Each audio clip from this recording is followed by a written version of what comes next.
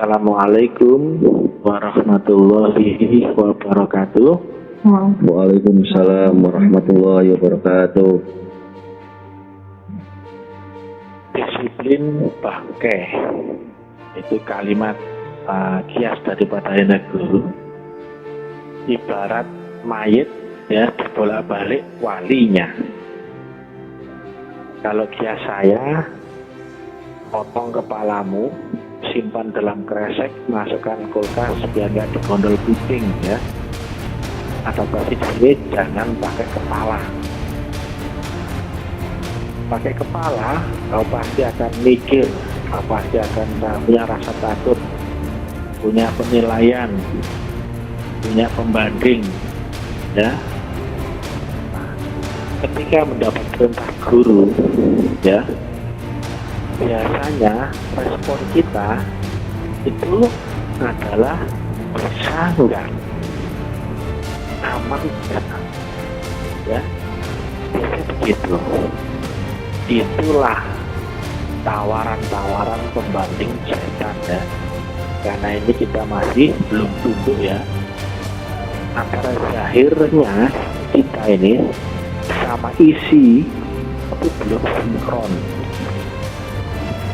Makanya begitu ada perintah rohani, saya kita ini auto berontak, kepikir ya, masuk akal enggak, ya, mampu enggak, bisa enggak, mungkin enggak.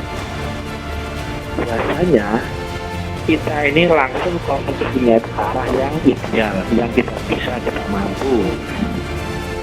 Artinya apa? Perintah itu bertawar, nunggu aman, nunggu enak, nunggu bisa, nunggu terjamin, nunggu cocok ya. Inilah kelirunya. Berarti kita masih mengedepankan zahiriah, kemelekatan kita dari manusiawi buta. Padahal ini mau bermatakan.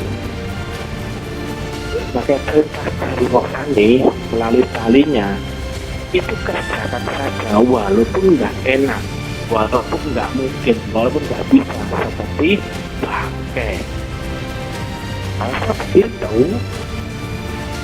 Kalau nunggu enak, nunggu bisa, nunggu aman, nunggu terjamin, anak kecil pun bisa, nggak perlu belajar tarekat.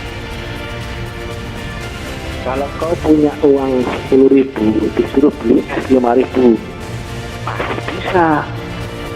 Tapi kalau kau nggak punya uang ya, kemudian diperintah mencari tanah surau, itu jadi bukan masalah uang ya. Sebetulnya semua yang urusan orang iman, semua yang berhubungan dengan tali rohani kodim adalah kehendak dan ridhonya. Kalau Allah sudah berkehendak dan ridho pun, ya fayakun, wajib jadi. Jadi ini bukan tentang pandangan zahir ya, kemelekatan baru yang di manusia, bukan yang harus ada uang, harus ada kemampuan, kepintaran, keahlian, bukan. Ini menggandeng Tuhan agar turun ridhonya, ya, kehendaknya. Kalau Allah berkehendak, ya, pasti jadi. Uangnya pun ada jalannya. Akan aku datangkan rezeki dari jalan yang tidak kau sangka-sangka, bukan dari kemampuanmu. Akan aku datangkan orang yang membangun ya, itu urusan Tuhan. Yang kita pelajari adalah bagaimana agar Allah itu berkehendak dan ridho. Makanya kita mentaatinya dulu. Itu perintah rohani sebetulnya, karena kita ini sudah dalam kodim, disiplin kodim. Cuma kita ini tertipu dengan gambaran kenyataan pada morgana dunia. Ada wujud manusia, ada wujud orang memusuh kita, ada wujud uang, ada wujud tanah, ada wujud bangunan. Itu enggak ada. Al-Baqarah 94 ya. Akhirat itu hanya untukmu saja, tidak ada yang lain. Ini kita dirimu, semua yang lain selain dirimu itu sebetulnya tidak ada, tidak nyata ya. Ini tentang kodim yang di dalam dirimu.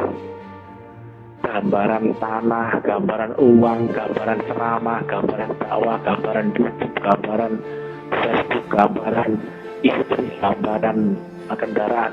Itu cuman gambaran dan tidak nyata. Dan itu di luar dirimu, ya. Dan akhirat itu hanya untuk dirimu seorang saja. Dan kitab itu Al-Isra ayat 14 ya, Tuhan itu cukuplah engkau sebagai pelaku dan pengukurnya. Kitab kodim di dalam dirimu, kalaupun yang mengalami entusiasme dari kitab nyata. Dan kitab nyata itu kitab yang kodim, bukan kitab yang yakin, bukan kitab anu yakinnya, tapi yang kodim dibaliknya, wujud kenyataan. Dirimu bukan pria, bukan wanita, walaupun bukan uang, bukan tanah, bukan mobil, bukan istri, bukan anak ya. Semua itu menjadi kodim. Nah, kita sering terjebak di pandangan mania, sehingga apa? Melihat ini itu, akhirnya apa? Pikirannya jalan ya, angan-angannya jalan. Nunggu aman, nunggu enak, nunggu bisa, nunggu mampu. Itu anak kecil pun bisa. Dan repotnya lagi, aman, mampu, bisa itu adalah versimu. Sedangkan di alam kodim ya, semuanya sifatnya top down, atas kehendak Tuhan. Bahkan kehidupan mata pun adalah kehendak Tuhan, bukan kemampuanmu ya. Kalau kau awalnya adalah mati, tetapi mindset nunggu aman, nunggu bisa, nunggu mampu, nunggu ada, nunggu siap, nunggu terjamin, ini adalah sifat bottom up manusia dunia, dan itu bertolak belakang dengan sifat kodim yang top down ya. Dan inilah banyak orang terjebak di situ ya. Ingat, ini top down. Baca semua di dalam Quran ya, maka ada kalimat-kalimat dikehendaki, dipilih, ditunjuki loh. Ini berarti bukan kemampuanmu ya. Membaca Quran pun dibacakan, dikumpulkanlah nurnya dalam dadamu. Kami membacakannya, kami menjelaskannya. Apa saja itu karena dipilih, dikehendaki. Kau melihat karena Allah kehendaki, kau melihat. Kau mendengar karena Allah menghendaki, kau mendengar. Bukan kemampuanmu sama sekali. Seolah-olah kau berkemampuan, itu adalah setan. Maka ketika kita tuh alibi, alasan, pemakluman ya, nunggu aman, nunggu tenang, nunggu damai, nunggu siap, nunggu mampu, nunggu terjamin, itu adalah bisikan setan ya. Makanya jangan ada pemakluman ya, introspeksi diri dan menangkan dirimu lewat tepat momentumnya. Tuhan nggak butuh sholatmu, nggak butuh ibadahmu, nggak butuh sholat, tidak Allah ya. Karena yang saya pada Allah adalah kehendak Allah dan ridhonya.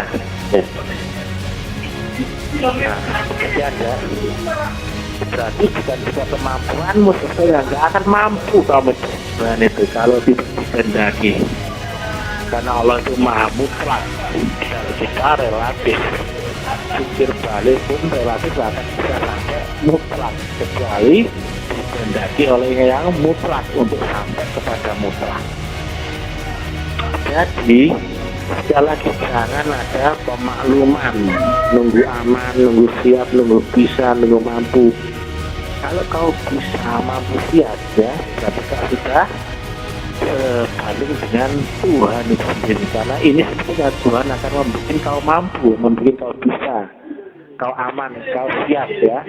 Ini kau sudah merasakan bisa, membuat dirimu mampu, siap dan sebagainya. Akhirnya kita menjadi kufur dan dolim ya.